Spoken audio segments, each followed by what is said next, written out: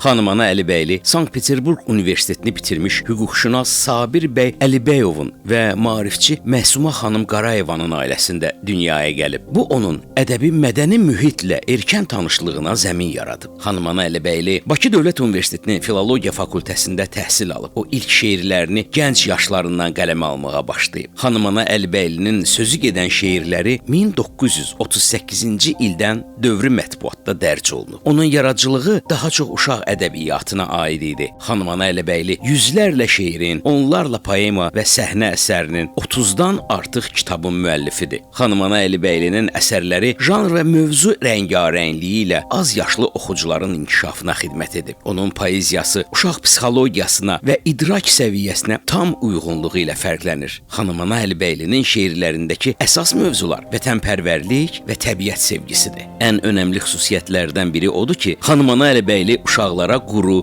sxematik nəsihətlər vermir. Əksinə, o uşaqları müxtəlif situasiyalarla qarşılaşdıraraq onları düşünməyə və nəyin doğru, nəyin səhv olması barədə fikirləşməyə sövq edir. Qışda şaxtada buzda, günəş çimir rovuzda, qoy gətirim ləyəni, su töküyüldür məni, ayana böyüyəndə, günəş olaram məndə.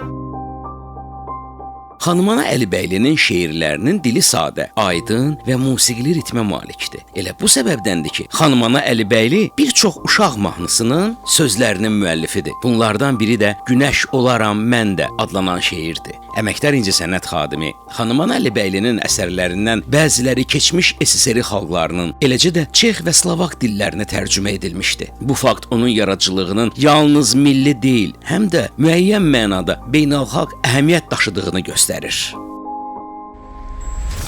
90